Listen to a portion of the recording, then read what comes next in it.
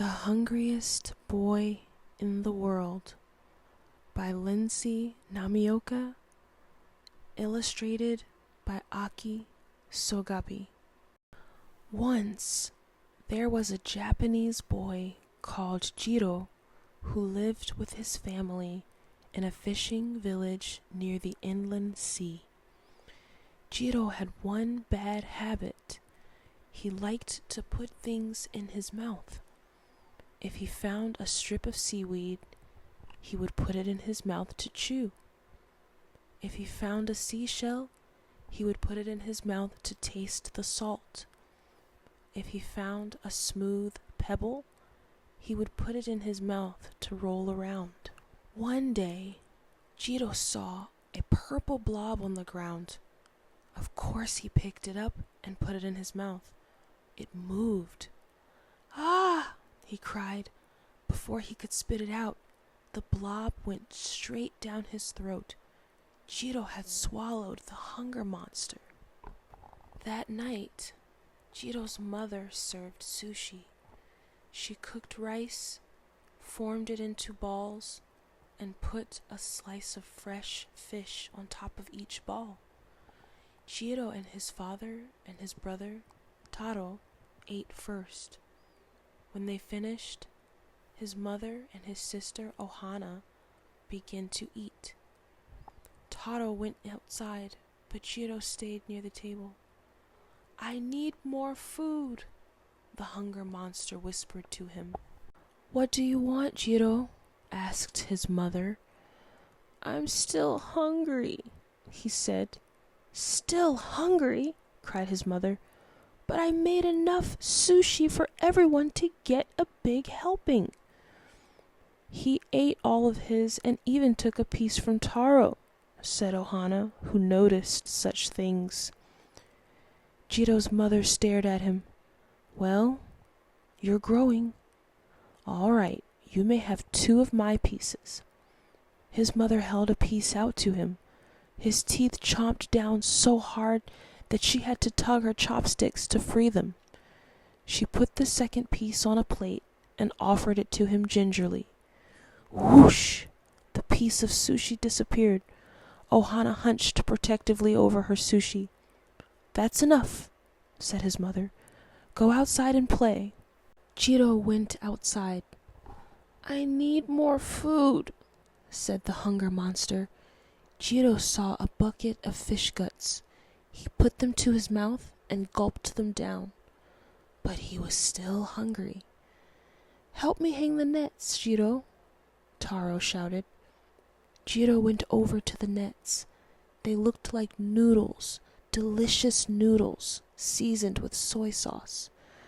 "Hurry up, Jiro," said Taro. Jiro didn't answer. Taro looked around. Jiro was standing there with a fish net hanging from his mouth, like someone slurping a bowl of ramen noodles. Taro pulled the net from Jiro's mouth. "You chewed up the net! There's a big hole here!" Jiro swallowed the bits of net he had been chewing, and the hunger monster took a rest. For a while. In the middle of the night, the hunger monster began again. "I need more food." Jiro put his quilt to his mouth. Soon he found himself chewing and chewing. He was awakened the next morning by a scream. "Look at Jiro!" cried Ohana. "He's eaten half his quilt." She was exaggerating. Jiro had eaten only 1/4. The raw edge of the quilt, with cotton coming out, was still in his mouth. "Oh, the poor boy," said his mother. "I should have given him more sushi yesterday." "The bucket of fish guts is empty," said Ohana, who noticed such things. "Jiro ate them all up."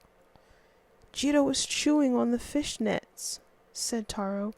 "He ate some of them." Everyone turned and stared at Jiro.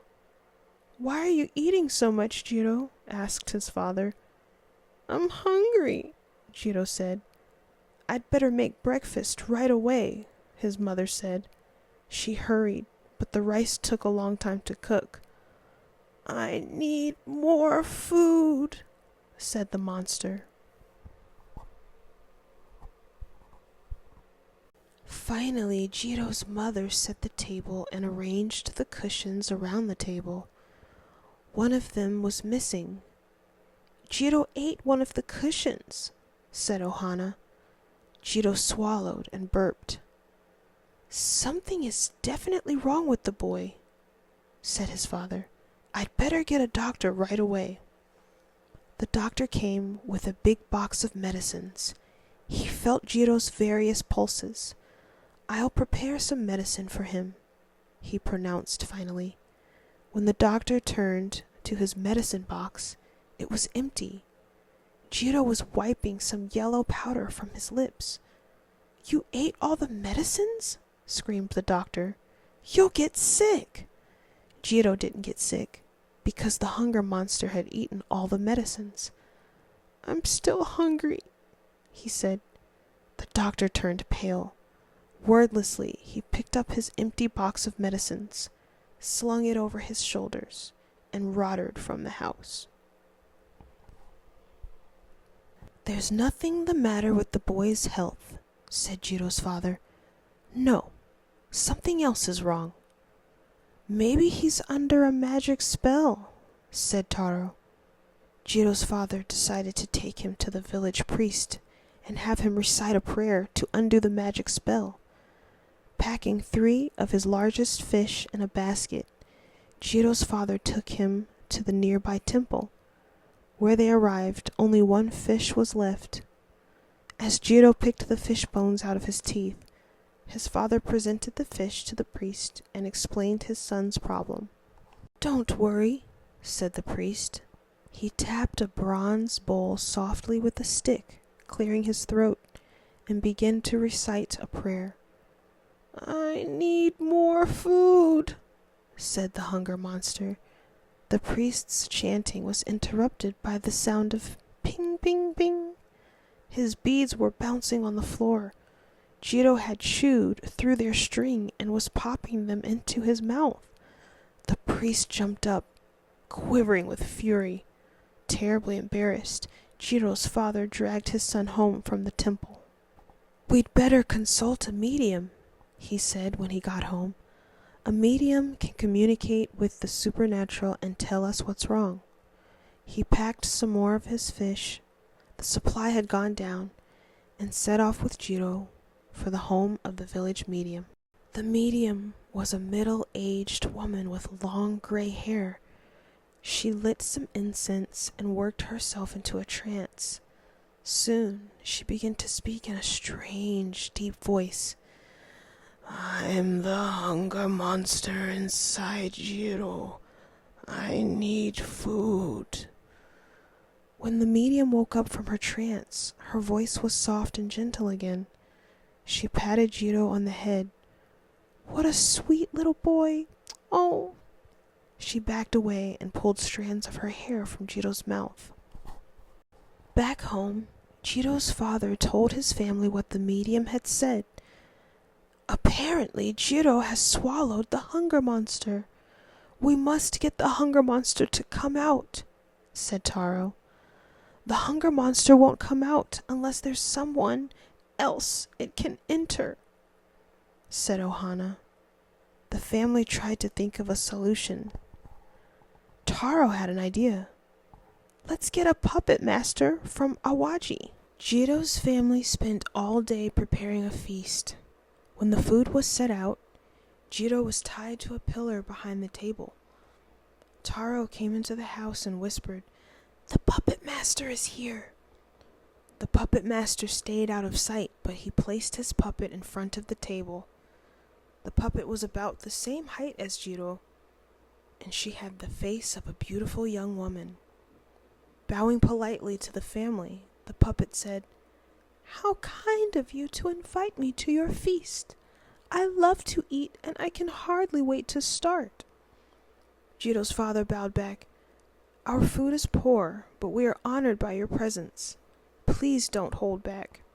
The puppet moved to the table. "Oh my goodness," she crooned. "These are all my favorites." As the puppet bent over the food, Jiro began to struggle. Taro had to add another rope to hold him fast to the pillar. The puppet began to make slobbering sounds. "Oh, how delicious is this octopus! How sweet are these clams! How creamy is this omelet!" Jiro began to feel a furious wobbling in his stomach. Then something zipped up his gullet. He quickly opened his mouth wide. Opposite him, the puppet opened her mouth even wider. Something shot out of Jiro's mouth and flew straight into the puppet's mouth. Since the puppet's body was just empty space enclosed by cloth, the hunger monster fell clunk to the floor. Taro stood ready, holding a broom in his hand, and swept the hunger monster out the door. Everybody cheered. Jiro's father thanked the puppet master. "It was a wonderful performance." "Can we eat now?" Jiro asked. "I'm hungry." They all turned and stared at him. Jiro laughed. "I'm joking." They celebrated by sitting down to the delicious feast. Ohana saw that Jiro ate no more than his share. She noticed such things. What about the hunger monster? It was outside, waiting for someone else to pick it up and put it in his mouth.